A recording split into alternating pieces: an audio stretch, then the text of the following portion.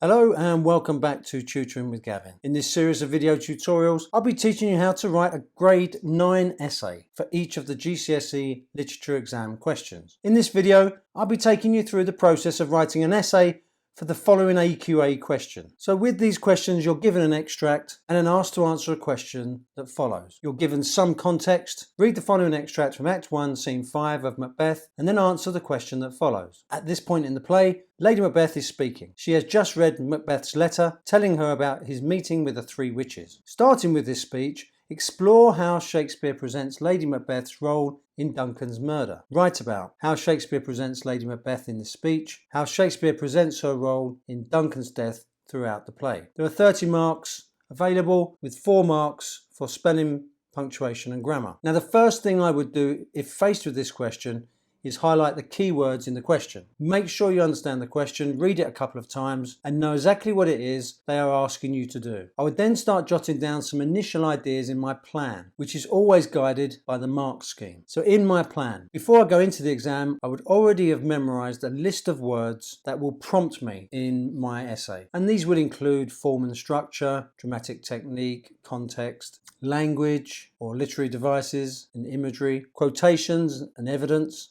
terminology, themes, the writer's ideas or purpose, and also the idea of my own personal response. And of course, at the end, I would always make sure I proofread. They're the basic things that I would write down immediately in my plan. And then from the question, I would start to fill in some ideas that I could use to help me answer this overall question. Form and structure, I'm going to mention that this is at the start of the play. It's a tragedy. It's the first time we meet Lady Macbeth. The audience are anticipating Macbeth's reaction to her ambition. There's iambic pentameter being used. Her dramatic arc, her character arc, how she changes, finishing off on the last scene with the sleepwalking scene and how much she's changed since the beginning of the play. For dramatic technique, I would mention that it's a soliloquy. For context, mention about patriarchal world. In the language, literary devices and imagery, I would just put a few little things down like devices, inferred meaning, connotation, effect on the Jacobean audience or modern audience. With themes,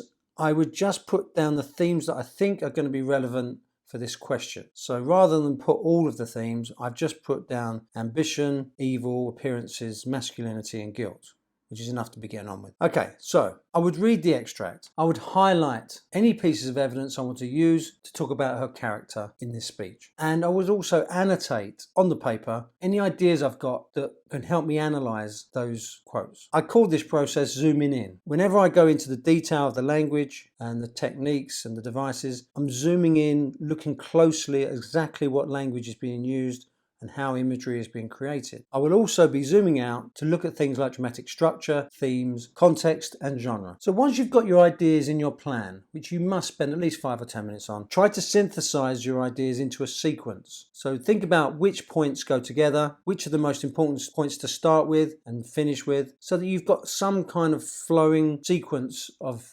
ideas, so it's quite seamless. You don't want to be going from one idea to another idea and then back to another idea that you'd already covered. You've got to cover all those ideas that are linked together and then move on to another idea with things that are linked to that idea. Now at the end of the essay, which I'm about to write for you, I will read and use the AQA exam board's mark scheme to show you why this is a grade 9. This is important because you can use it as a checklist to make sure you're hitting all of the assessment criteria. It also helps you plan and prepare for the exam. Don't forget that your opening sentence should always refer back to the question. So here we go. In this Jacobean tragedy, Macbeth, written in 1606, William Shakespeare uses a soliloquy in Act 1, Scene 5 to explore the thoughts and feelings of Lady Macbeth, using clever imagery to draw out the themes of the play, while helping us to understand this important character and her role in Duncan's death. So what I've done there, I've to make sure that I've answered the question, or that I've shown that I'm about to answer the question. I'm going to be focused on that question of her role in Duncan's death. I'm also going to be looking closely at this scene. Lady Macbeth has a very dramatic character arc. When we first see her in this scene, she appears tough, ruthless, and cruel in her unbridled ambition, one of the key themes in this play. In fact, it's her ambition that drives Macbeth at this point, as she repeatedly speaks of her fears that Macbeth's nature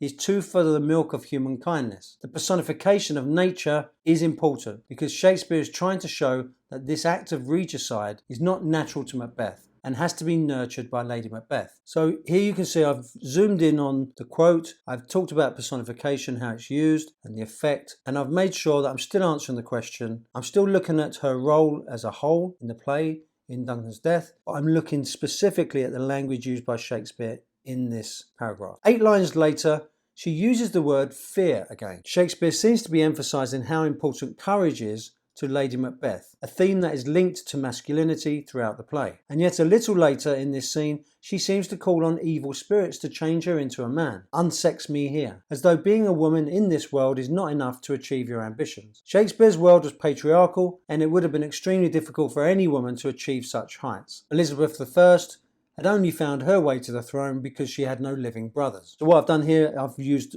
context, I've used a quote as evidence, and I've talked about the repetition of the word fear. Lady Macbeth seems to understand her husband well, commenting that he would wrongly win. By using alliteration and the contradiction of winning wrongly, Shakespeare provides her with a dilemma. Her husband wants the throne, even if by foul means, but he lacks the courage to kill his king. In Act 1, Scene 7, she has to use all of her skills to persuade her husband to go through with her plan, after he tells her, "We will proceed no further in this business." This is where she uses his lack of courage to her advantage, like a weapon. The repetition of the word man is used like a dagger to pierce his macho ego. Shakespeare is cleverly showing us how men like Macbeth can be both violent and vulnerable when it comes to their masculinity. So what I've done in this paragraph is I'm still focusing on this extract. I'm looking at some words closely, like the alliteration of would wrongly win. I'm also looking at the repetition of the word man, which will come later. And I'm starting to develop some sense of what Shakespeare is trying to do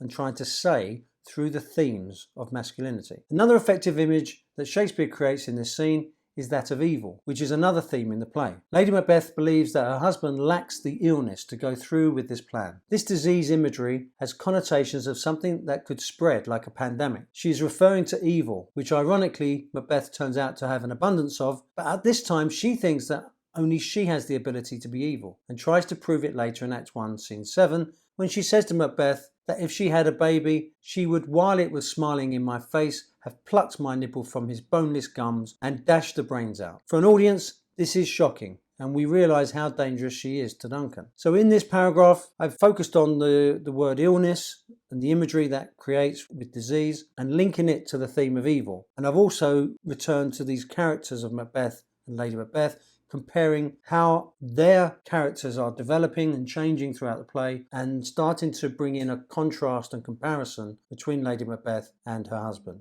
It is the ambition that makes her behave in an evil way. This obsession with being cruel enough or masculine enough has made her more evil in thought. However, later we realise that she cannot live with the guilt of her crime and the crimes of her husband, whereas Macbeth becomes increasingly evil as the play goes on. So again, I've just returned to this idea of character arcs, how they're changing, and still focusing on this idea of evil and the theme of evil, and how it's influenced by another theme, which is ambition. So I'm trying to link the themes of evil and ambition, which I will go into more detail at the end of the essay when I'm trying to talk about what Shakespeare was trying to achieve. The theme of appearances is important to Shakespeare, and he hints that Lady Macbeth is very good at pretending or faking her thoughts or feelings. In Act 1, Scene 5, she tells her husband to look like the innocent flower but be the serpent under it. Shakespeare's use of the serpent, which in Jacobean times represented the devil, is the perfect imagery to make the audience feel contempt for Lady Macbeth at this moment in the play. But it also sums up her strategy for success. It also acts as an allusion for the Adam and Eve story, in which the woman is blamed for the fall of mankind. Is Shakespeare comparing her with Eve, tempting Macbeth with the crown? The difference here is that Macbeth is the one tempted initially. It is his letter that then tempts his wife. Is Shakespeare then suggesting that Macbeth is the serpent who tempts his wife? So what I've tried to do here is introduce this idea of allusion, which is a literary technique whereby you use a reference from another text to try to say something about the text that you're watching or reading. So I'm now trying to link this idea of ambition, temptation, and evil. On at least 3 occasions, she demonstrates a fake appearance. When alone with Duncan in Act 1, when Duncan's body is discovered by Macduff in Act 2, Scene 3, and again during the banquet when Macbeth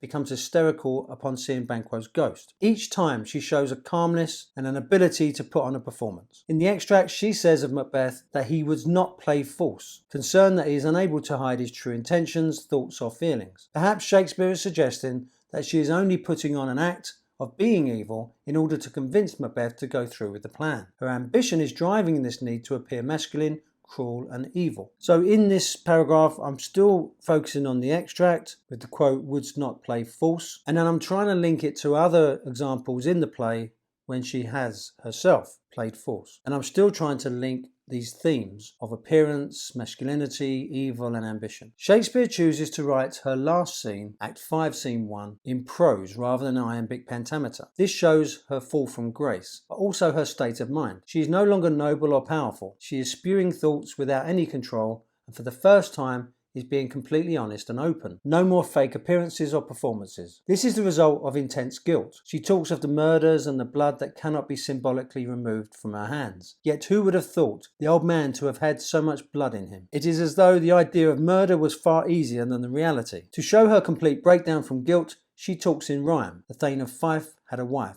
Where is she now? Perhaps Shakespeare is showing that finally she realizes how the wives of these violent men are powerless and at the mercy of their violence. So in this paragraph, I'm trying to show the character development, the character arc, how she's changed, still linking it to the idea of was she really evil in the first place, or was it just ambition that was making her behave in this way? And also trying to start developing the ideas of what Shakespeare was trying to say about women at this time and how they were powerless in a very violent world. I find myself having some sympathy for Lady Macbeth, despite her actions in the first half of the play, because she is alone and destroyed by guilt at the end. There is an innocence about her at the end when she says, "All the perfumes of Arabia will not sweeten this little hand." She takes her life because she cannot live with the guilt of so many innocent lives on her conscience. After all, her initial actions triggered carnage and cruelty, and her uncontrolled ambition led to the creation of a monster that she could no longer control. As with all Shakespeare plays,